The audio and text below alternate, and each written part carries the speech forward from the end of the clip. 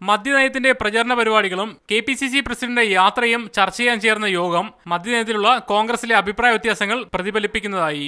മദ്യനയത്തിന്റെ പേരിൽ സർക്കാരിനെ KPCC president പ്രതിസന്ധിയിലാക്കിയതായി A വിഭാഗം ആരോപിച്ചു.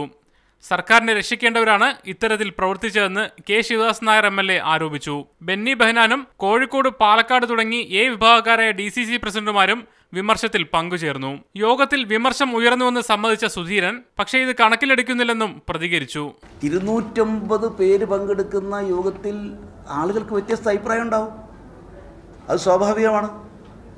അത് KPCC പ്രസിഡന്റിനോ അല്ലെങ്കിൽ ആരെങ്കിലും കൂടി എതിർത്ത് പറയുന്ന രീതിയിലാണ്. വ്യത്യസ്ത ചിന്താഗതികളുണ്ട്. അപ്പോൾ 250 പേര് പങ്കെടുക്കുമ്പോൾ 2 പേരുടെ പേര് ചൂണ്ടിക്കാണിച്ച് അങ്ങനെ അഭിപ്രായ പ്രകടനമായി പോയി എന്തോ അത്ഭുതം സംഭവിച്ചു എന്നോട്ടിൽ പോകുന്നതിന് ഒരർത്ഥമുണ്ടെന്ന് തോന്നുന്നില്ല എനിക്ക്. അതേസമയം ബാർ കേസുകളിൽ സർക്കാർ അഭിഭാഷകർ ആർക്കു വേണ്ടിയാണ് വാദിക്കുന്നതെന്ന ചോദ്യം TN പ്രതാപൻ MLA ഉയർത്തി. കേസ് നടത്തിപ്പ് മുഖ്യമന്ത്രിയുടെ മേൽനോട്ടത്തിൽ നടത്തണമെന്നും അദ്ദേഹം ആവശ്യപ്പെട്ടു. മദ്യനയത്തിൽ പ്രതിപക്ഷത്തെ കൂടി വിശ്വാസത്തിലെടുക്കാൻ സർവകക്ഷി യോഗം വിളിക്കണമെന്ന നിർദ്ദേശം KPCC സർക്കാരിനോട് ഉന്നയിച്ചതായി സുധീരൻ പറഞ്ഞു.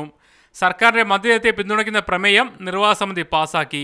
നവംബർ 4 മുതൽ ഡിസംബർ 2 വരെ ജനപക്ഷയാത്ര നടത്താനുള്ള തീരുമാനവും ഗാന്ധി ജയന്തി പക്ഷാചരണവും നിർവാഹക സമിതി അംഗീകരിച്ചു. ജനപക്ഷയാത്രയുടെ പ്രചരണത്തിന് ഫ്ലക്സ് ഒഴിവാക്കുമെന്നും സുധീരൻ പറഞ്ഞു. മീഡിയ 1 തിരുവനന്തപുരം.